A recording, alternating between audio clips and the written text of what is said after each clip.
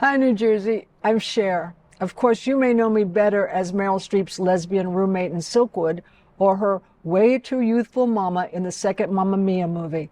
And even though I'm not a New Jerseyan or a New Jerseyite, I still know what New Jersey has given the world. The Boston rock and roll and the greatest of all-time acting, and no, not Jack Nicholson from Neptune this time, but from Bernardsville, Mary Louise Streep. When Mike Nichols cast me in Silkwood, I felt so out of my league.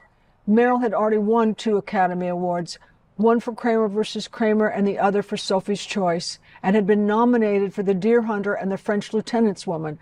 This chick was so impressive. It's a little bit annoying, right? Anyway, it was 1982, and I'm getting ready to go to Texas to make my first real movie with Miss Award winner Meryl Streep.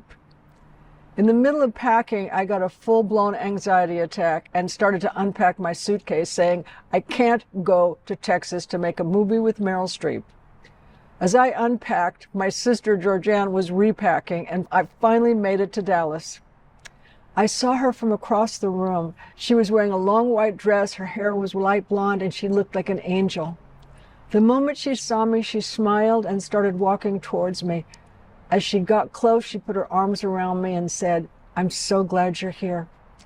From that moment on, I wasn't afraid anymore. Despite that, Meryl still likes to point out that she's 3 years younger than me. She claims she grew up singing I Got You, Babe on her supposed 5-mile walk to school on the not-so-mean streets of Bernardsville, where I'm pretty sure Jackie O lived. From her fancy Garden State origin, Meryl became one of the real-life superheroes. I'll never forget a time when Mary Louise and I were in New York, and she had just given birth to her beautiful daughter, Mamie. She said, let's get some ice cream. And I said, Meryl, it's 10 o'clock at night. Isn't it too dangerous to be out on the streets this late? She said, don't be ridiculous, Cher. Let's go. So as we're walking down the street, about to turn the corner, we heard screaming and spotted a young woman being attacked by this huge guy. He was tearing her clothes off. Meryl started running towards the guy yelling, and I followed her thinking, we're going to get killed. Thankfully, this giant hoodlum stopped what he was doing and ran between us. The young woman who told us she was a singing waitress suddenly realized she'd just been saved by Super Streep and her sidekick Cher, and went straight from trauma to wanting to get to work to tell her friends about her very unlikely saviors. Mary Louise, you will always be my favorite superhero. So congratulations on taking your rightful place in the New Jersey Hall of Fame. And please know that now and forever, I got you, babe. And finally, I want to tell you exactly what you told me when we first met all those years ago. I'm so glad you're here. And by here, I mean New Jersey.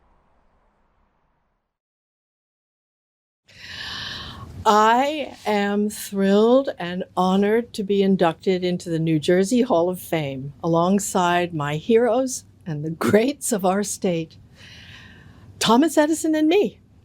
Me, a person whose name is in lights, and the other person who invented lights. I mean, yikes. Back in high school in Bernardsville, I never in my wildest dreams imagined I'd ever be here. But it is my imagination that got me here, because all my life I've imagined what it's like to be other people. People not like me, not necessarily from New Jersey, people from other countries, other centuries even. As actors, we're encouraged to make that leap, but I know that curiosity is something that we all have in us from birth. We all wonder what it's like to walk in someone else's shoes. Imagination, it's how we fly up and out of our own lives into the world that we share. And it's where empathy and understanding are born. My dreams were born in New Jersey, and my imagination was nurtured in her public schools, and for that I am very, very grateful. Thank you for this wonderful honor.